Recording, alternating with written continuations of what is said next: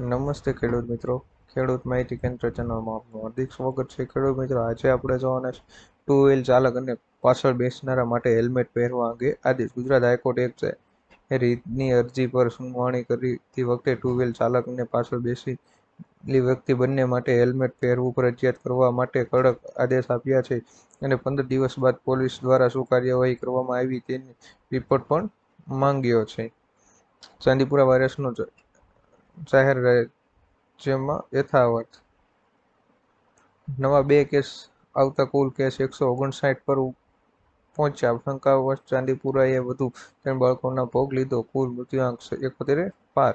શંકાસ્પદ ચાંદીપુરા વાયરસની રાજ્યમાં કુલ મૃત્યુઆંક 71 છે પાર પહોંચી ગયો છે, જેમાં નવા 2 કેસ આવતા કુલ કેસ 159 થયા છે. વાયરસ એન્ફેલાઇટિસના 14 દર્દી હોસ્પિટલમાં દાખલ છે, તેમજ 74 બાળક દર્દીઓએ હોસ્પિટલમાંથી રજા પણ લીધી છે. આઈસીઆઈસીઆઈ એફડી પર વ્યાજ વધાર્યું. એસબીઆઈની નવી સ્કીમ.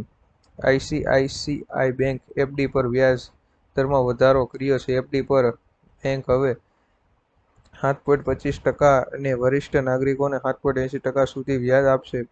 બેંકે 3 કરોડની નાની એફડી પર વ્યાજ દરમાં વધારો કર્યો છે. નવા વ્યાજ દરો કાલથી લાગુ થઈ ગયા છે.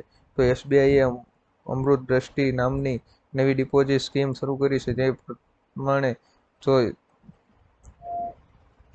444 દિવસ માટે એફડી કરવામાં આવશે તો તેને 7.25 અને વરિષ્ઠ નાગરિકોને વાર્ષિક 7.75 દરે વ્યાજ આપવામાં આવશે. અંબાલાલ પટેલની નવી આગાહી. નવાબ નેશનલ અંબાલાલ પટેલની વરસાદને લઈને આગાહી છે. આગામી 24 કલાકમાં રાજ્યમાં ભારે વરસાદ ઝાપટા પડશે તો 17 થી 24 ઓક્ટોબર સુધી રાજ્યમાં સારો વરસાદ થવાની આગાહી. અંબાલાલ પટેલે ઓગસ્ટ અને સપ્ટેમ્બરમાં ભારે વરસાદ પડશે તેવી આગાહી કરી છે. દક્ષિણ ગુજરાતમાં ભારેથી અતિભારે વરસાદ અને દક્ષિણ સૌરાષ્ટ્રમાં ભારે વરસાદ પડી શકે છે. 15મી ઓગસ્ટ પછી વાયુમંડળમાં ફેરફાર થશે, જેથી બંગાળ સાગરમાં સાગર સક્રિય રહેશે. 23 સપ્ટેમ્બરથી 26 ઓક્ટોબર વચ્ચે ગરમી લાગશે. ઓક્ટોબરની શરૂઆતમાં વરસાદ આવી શકે છે. નવેમ્બરથી શિયાળા દરમિયાન પશ્ચિમી વિક્ષેપ શકે છે, તેથી માવઠાનું પ્રમાણ વધી શકે છે. 21 થી 23 ઓગસ્ટ સુધી યોજાશે વિધાનસભાનું ચોમાસું સત્ર. ગુજરાત વિધાનસભાના ચોમાસુ સત્ર માટે રાજ્યપાલની મંજૂરી. 21 ઓગસ્ટથી 3 દિવસ મળશે સત્ર. ગુજરાત વિધાનસભાનું ચોમાસું ટૂંક સમયમાં 21 ઓગસ્ટથી યોજાશે.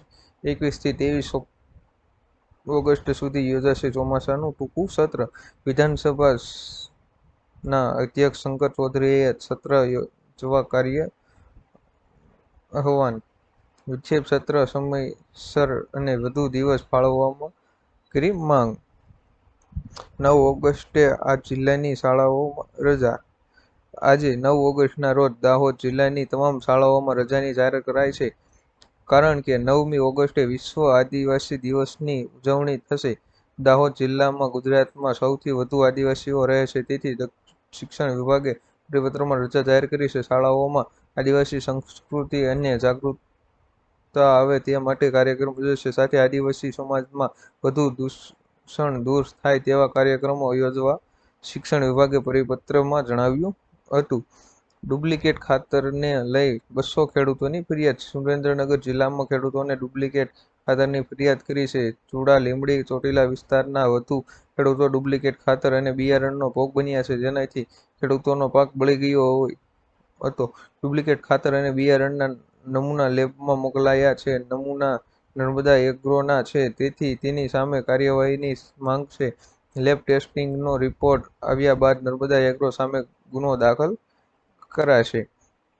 છેલ્લા 10 વર્ષમાં ગટરની સાફસફાઈ દરમિયાન 453 કર્મચારીઓના મોત. વર્ષ 2014થી અત્યાર સુધીમાં સીવર અને સેપ્ટિક ટેન્કની સફાઈ કરતી વેળાએ 453 સફાઈ કર્મીઓના મોત થયા છે, જ્યારે દેશમાં 766 માંથી 732 જિલ્લામાંથી મેળો ઉપાડવાની મુક્ત જાહેર થયા છે, તેમ કેન્દ્રીય સામાજિક ન્યાય અને અધિકારિતા પ્રધાન રામદાસ અઠાવલે મંગળવારે લોકસભામાં એક પ્રશ્નના લેખિત ઉત્તરમાં જણાવ્યું હતું. પીએમ કિસાન યોજના નામે ઠગાઈ, પોલીસે લોકોને એલર્ટ. પીએમ કિસાન યોજનામાં 6,000 લેવાની લાલચમાં લાખો ગુમાવશો. ગઠિયાઓ નવી મોડેસ ઓપરેશન અપનાવી છે, જેમાં પીએમ કિસાન યોજના અંતર્ગત લોકોને લિંક કે એપ્લિકેશન ડાઉનલોડ કરવાની લોકોને ગઠવાનો કરાતો રચી રહ્યા છે, જેમાં લોકો ભોગ ન બને તે માટે સોશિયલ મીડિયા પર આ અને ડીએમ પોલીસે પોસ્ટ વાયરલ કરી છે. લોકોએ એલર્ટ કરવા પ્રયાસ કર્યો છે. છેલ્લા ઘણા સમયથી આવી પીએમ કિસાન યોજનાની લિંક લોકોને મોકલવામાં આવી રહી છે અને તેના આધારે તેમને ગઠવાનો પ્રયાસ થઈ રહ્યો છે. પ્રાથમિક સ્કૂલોની પ્રથમ સત્ર પરીક્ષાનો કાર્યક્રમ જાહેર.